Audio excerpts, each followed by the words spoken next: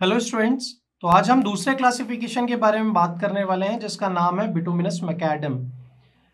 अभी हमने जब प्रीवियस लेक्चर की बात की थी वहां पे हमने बोला था कि जब कभी भी आप लोग WBM नाम सुने या फिर मैकाडम नाम सुने तो आपको एक थॉट बबल आपका क्रिएट होना चाहिए कि आपको ये पता होना चाहिए कि आपके बेस कोर्स में सब बेस में आपकी क्रस्ट एग्रीगेट या फिर ब्रोकन एग्रीगेट आपके यूज हो रहे हैं अलॉन्ग विथ बाइंडर्स और जो भी अमाउंट जो भी एडिक्वेसी है वाटर की optimum amount of water add करके।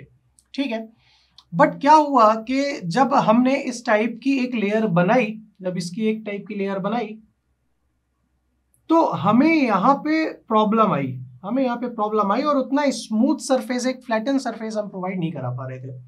जो एक हमारी टॉप सरफेस होती है, एक बियरिंग सरफेस कह लें या फिर सरफेस कोर्स के ऊपर वाली जहाँ पे व्हील हम लोग चलते हैं या फिर व्हील पास होते हैं, तो वहां पे हमको कुछ नया करना था और हमें उस सरफेस को थोड़ा सा और स्ट्रेंथन अप करना था, स्ट्रॉन्ग करना था और थोड़ा सा कंफर्टेबल बनाना था।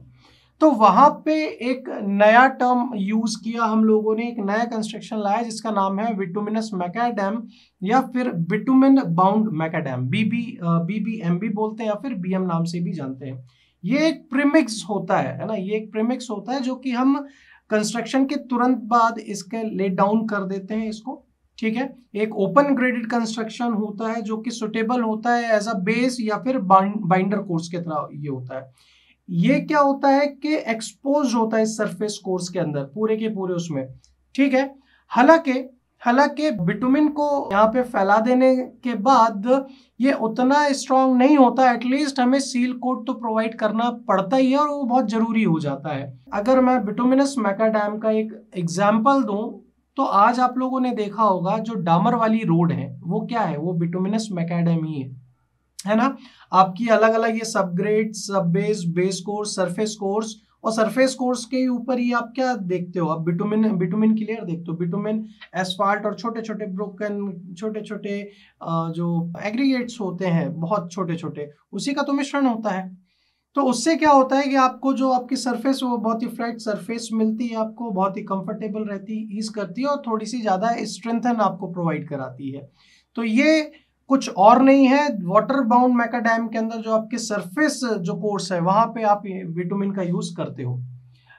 दूसरी चीज, अब इसका भी कंस्ट्रक्शन प्रोसेस क्या होता है, कंस्ट्रक्शन स्टेप्स के बारे में बात कर लेते हैं या फिर कंस्ट्रक्शन प्रोसीजर के बारे में बात कर लेते हैं, किस तरीके से ये बनाई जाती है।